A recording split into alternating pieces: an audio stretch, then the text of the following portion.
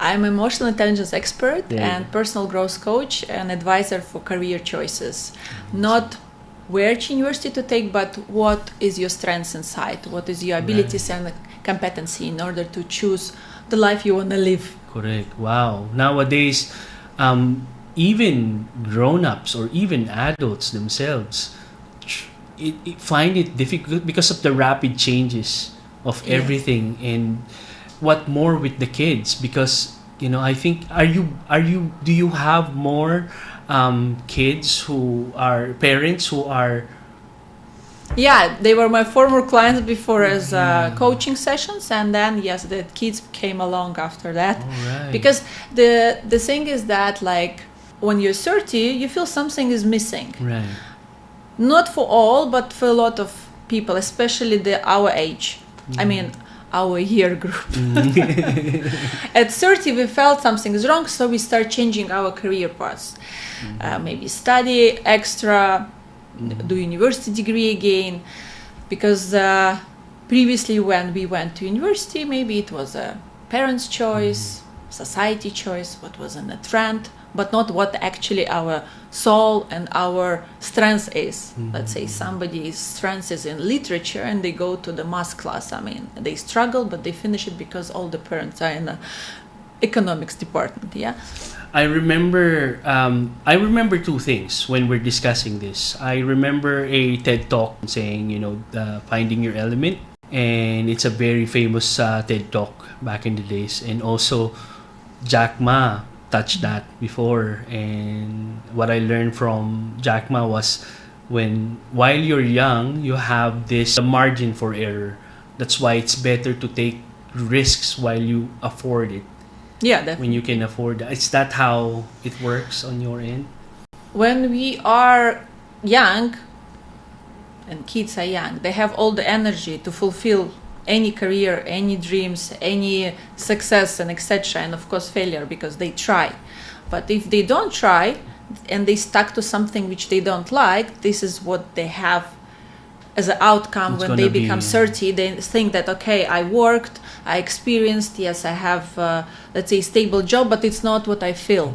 I feel like, say, inside that I want to pursue something else. And what's happening after 30, you have fears. Because maybe somebody started a family, maybe somebody got a stable job and they need to support the family or parents and etc. So the fear wake up. Do I have time to study? Can I afford to study? Maybe people will judge me. Maybe I'll just stuck to what I do. And this is where we eat our time Yeah. of actually living with a purpose, first of all, and giving a purpose and benefit to others rather than just stuck in one place and suffer with that. Wow, a million things came into my head. It's kind of like, where do I start? I experienced that personally and with my kids.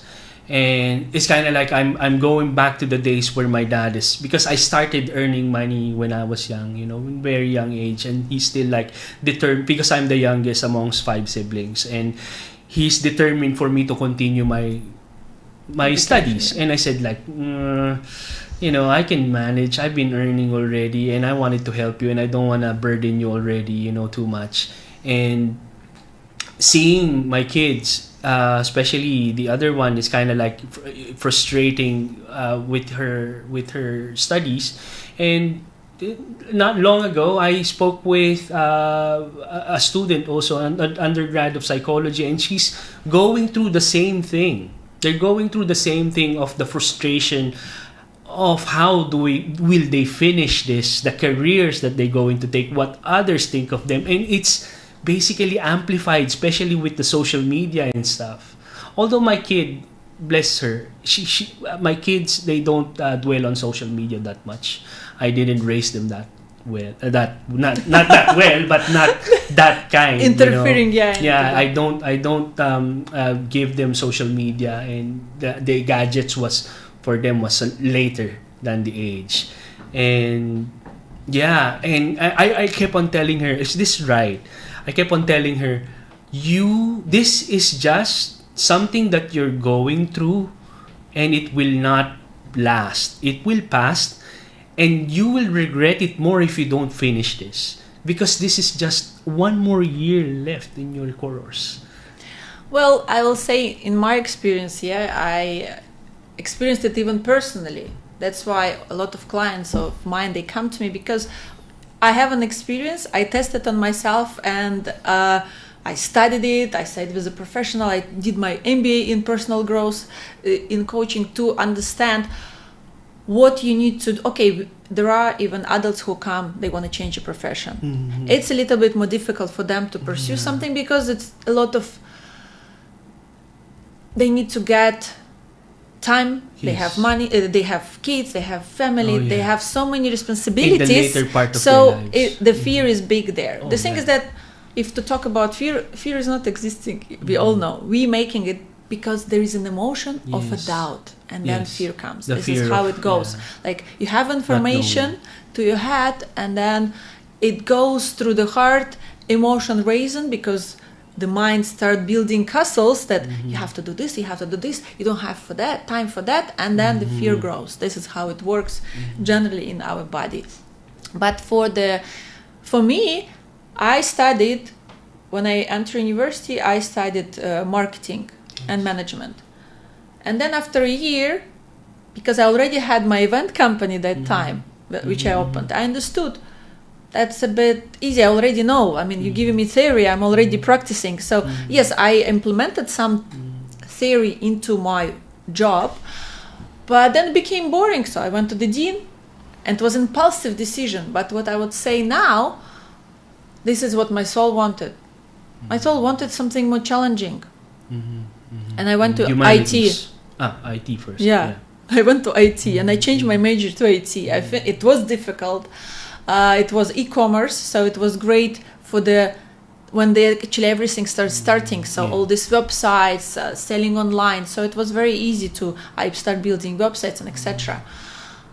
But still, career took me to creative thing. So yes, I was modeling before, so I knew a lot of photographers, a lot of people, and because then when I opened the entertainment company, who will shoot them? So I went and I studied photography. So I started shooting, etc. But people were still coming with some problems to me, understood that they want something more from me rather than all this entertainment. So that's why I took a step. It was also a fear to study again. More in a sense of like what? People coming to you about what? Of the, let's say, questions, problems, and etc. Because I was giving them a solution. You are in need. Fast solution. Like not telling them what to do, but asking questions without understanding it. It's like in subconscious style, because I didn't understand what I'm doing. I just do because I wanted to help. But I was giving them questions where their intelligence start working, where they start doing things, and they're like, oh, thank you, if I didn't get this tip or the reflection on our talk, I would not even do this step. So and I was like, why not? You always believe in your gut, isn't it? We are born with specific competency. That's why what the parents come to me for small coaching sessions for the kids. For the kids, we mean teenagers, starting from 16, when they already grade 11, 12, 13, when they need to choose the career, or because they are forced to choose subjects, and they're not sure if they want to even know this subject. But because if they won't choose this subject, they will not, let's say, enter the first year of university in a specific field. So I unpack in them their strengths already. So if the kid knows their strengths, they know where they're good at, where they can do things without doubting themselves, without even, because for example, I'm a great crisis manager. I was always. It's actually my strengths, but I never knew it like that deep when I actually unpacked myself. Yeah, it's your calling. Yeah, but when I unpacked myself, I understood this is what's called crisis management. It's not that any crisis, let's say if a company is hiring me for the HR management of the staff, I don't need to know what the company do. I need to know what the environment is to solve their issue. The culture. To solve the issue in terms of in place. That. I really enjoy doing that. I had an experience of I've been handling at least 30 photographers in the logistics, and it's like a really well-oiled machine. But then there's like some packets of stresses that they don't need to feel. They don't need to have. I call them like the things that nobody witnessed and they go through within.